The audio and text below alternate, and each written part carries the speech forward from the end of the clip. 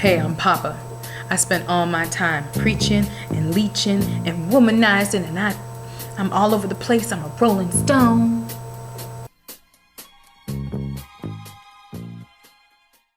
Papa was a rolling stone.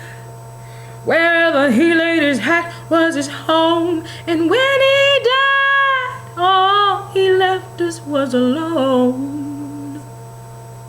Didn't sound like a good character, eh? But what makes this pop song so popular?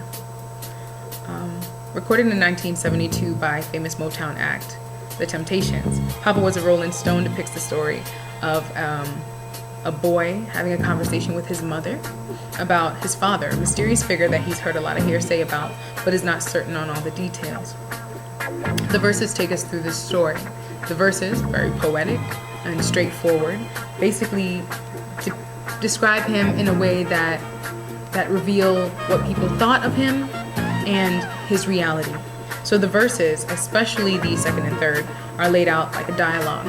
The child is saying, "Hey mama, I heard that Papa spent all his time storefront preaching. I heard that Papa has other kids and another wife.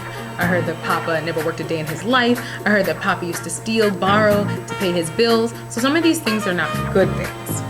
All the same, Mama just hangs her head and says, "Papa was a rolling stone. Wherever he laid his hat was his home. And when he died, all he left us was alone." So some of these verses and sections of the verses and chorus are straightforward rhymes. And these rhymes, though, kind of swing off their tongues, not just falling on the beat, which makes it kind of authentic, so to speak. Even the manner in which they sing the verses. "Hey mama, I heard that Papa was this and that." They don't say it in a polished manner or to fall perfectly with the timing, and that makes it more believable. And what makes a pop song is that it is relatable.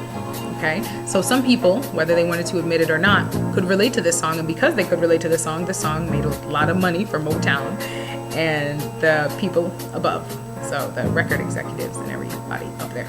So on a deeper level, culturally speaking, you have a black-run record company with black artists, and they choose to do a song like this.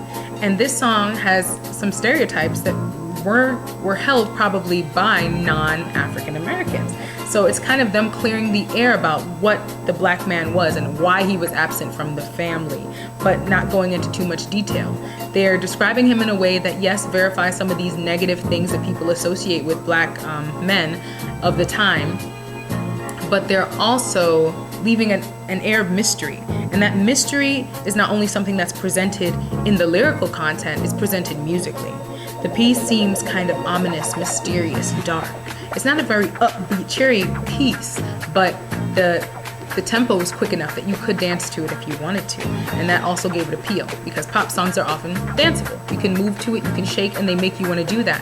When you hear that bass line come in, bum bum, and of course you hear that bass line before all the other instruments trickle into the intricate orchestration of the piece, something it's well known for. It's also well known for that 4-minute instrumental introduction that just builds up and hushes to a lull before that first verse comes in. As you hear that bass line come in, as I was saying, you feel that thump, and you just hear E minor, transitioning to A minor, back to E minor for my musical people. And it does nothing different. It stays the same and it's consistent throughout the piece, and I think this is a good thing, because pop songs should be repetitive. Yeah, they should, because then it makes them catchy. And people like to learn a song so they can sing it. When it's stuck in your head, there's a good thing about it, because you can just sing it in the middle of the day. It stays with you. The lyrics are pretty straightforward in the chorus, and the chorus words, to me, are kind of short. Papa was a rolling stone. Wherever he laid his hat was his home. And when he died, all he left us was alone. It's repeated with that wonderful flair on when he died. And when he died! That's so fun. That's so fun to say. Try that. I'll give you a second to try it. Did you try it? It was fun, right? Okay. As I was saying about the orchestration, it was different or distinct because, yes, it had electric bass. Yes, it had electric guitar. Yes, it had drum kit. It also had great string section. I think the harp was made by an electric keyboard, not real harp, but the strings were amazing. And it had these trumpet solos that came in during the instrumental portions that kept the listener wanting to listen. So far, what makes a pop song a pop song? This one is an example. It's catchy. Oh, it's highly rhythmic. At times these hand claps come in and it really just picks up the pace of the piece. It's building. Everything's always building. A good pop song tells a story. What is it building toward? It's telling some kind of story. Oftentimes it's a love story. This one is more of a story of disappointment. This song is just a song about the culture. It is what it is. But a good pop song, okay, is catchy, is repetitive, has some of the similar instruments that we talked about, the electric bass, the guitar, the drums, because they just work well together. They harmonize. Speaking of that, a good pop song has some great singing or, rapping, whatever we're going to talk about, whatever lyrical content, whatever shape, way, or form it comes in. But this particular song has these 5 voices taking turns on the second and third verse. They're having like a conversation like, hey mama, I heard that Papa's this, that, and the other. And then another one comes in like, I heard he's this, that, and the other. That's the bass, that's my bass. And it's interesting to the listener, it keeps them interested because things are changing, but not too much, because too much change is bad. And things are changing a little bit. During the chorus, they harmonize and the harmony is beautiful. And again, we want that. We want harmony. We want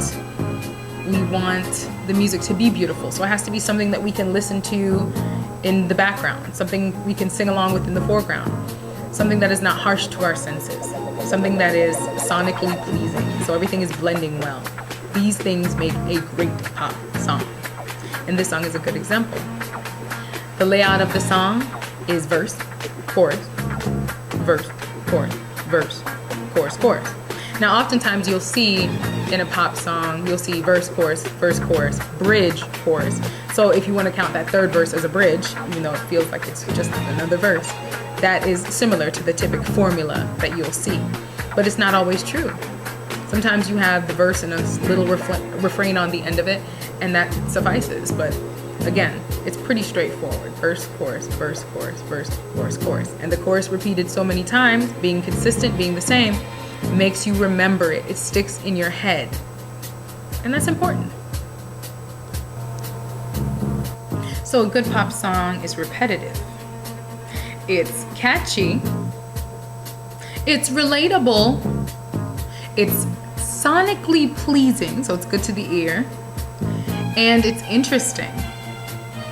It's also nice if it's, like laid out a certain way, like, verse, chorus, verse, chorus. But oh yeah, that fits what I said about it being